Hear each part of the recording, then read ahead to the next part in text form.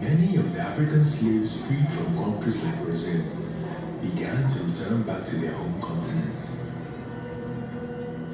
A number of the Afro-Brazilians, often known as Aludas or Saros, settled in coastal cities like Lagos, especially Lagos Island, and in Port Novo, forging new identities for themselves in the areas where they settled by fusing aspects of Portuguese colonial culture and African heritage in their homes.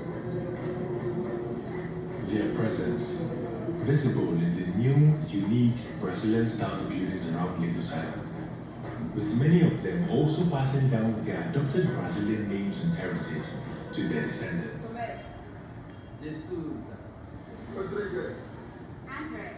One of such was the family of Pedro.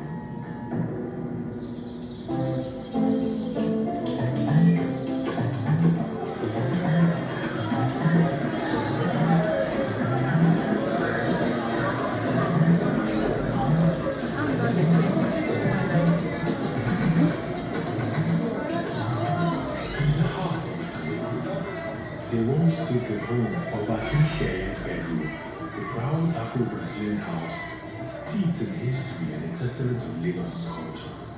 As the story goes, Akin Sheye Pedro himself was a wise, hard-working and honest businessman, well-versed in trade and popular for his charisma. He was one of the boisterous returnees from the 19th century who was loved and respected by his neighbors and everyone who knew him.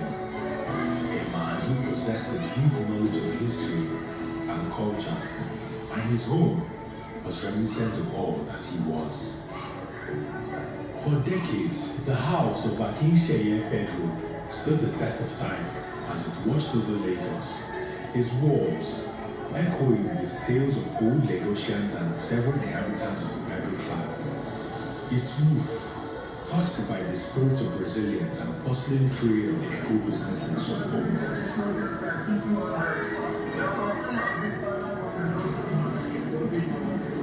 When the city's face began to change, moving towards more urban development, as many Afro-Brazilian houses were demolished and skyscrapers took the sky, it was finally time for the house of Pedro to move on, making room for the new world. The grandchild of Akin Sheye Pedro, Emmanuel Pedro, who grew up regaled by tales of his grandfather and other returnees, was bent on preserving what he deemed a monument to the past and his grandfather's name. And so, he took it upon himself to ensure the preservation of the house of Akin Sheye Pedro. The plan was simple. Transport Pedro's house to the Afro-Brazilian Cultural Center in Bejuleki, where it could live on in peace, a monument to the past. But fate had a different plan. During the journey, just as the house reached landmark Nomini, a storm struck with such force that the wind spun the house into the air. Thunder crashed, and a bolt of lightning split the sky as onlookers gasped.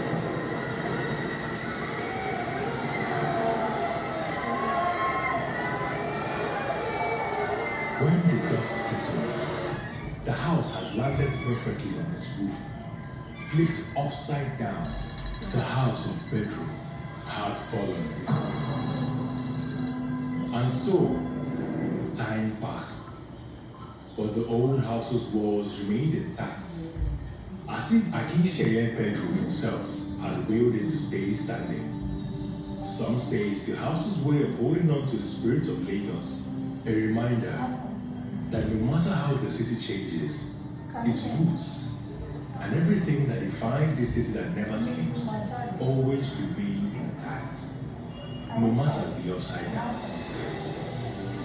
Today, this house of Pedro, now fondly called the Upside Down House, stands tall within landmark Lagos, one of the most visited tourist destinations in Lagos, Nigeria, welcoming visitors from all over the world, eager to see this unique edifice.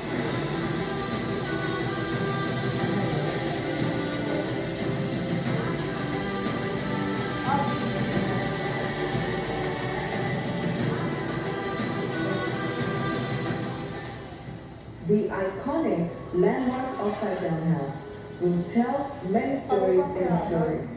Today, it will celebrate true heroism. True heroism doesn't always make the headlines. It lives in hospital rooms, in quiet decisions, in lives touched, in small everyday moments, and in ordinary people who make extraordinary impact. Now, in the Upside Down House,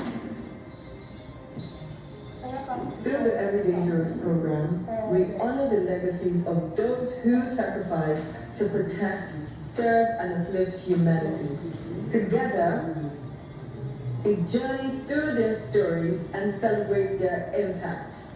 Premiering the Everyday Heroes program, our inaugural hero, Dr. Stella Adelebo. In 2014, she stood between Nigeria and a deadly epidemic. She identified the first case of Ebola. She made that call that saved millions of lives, and she paid the ultimate price. Her legacy lives on not just in books or stories, but in the lives she saved.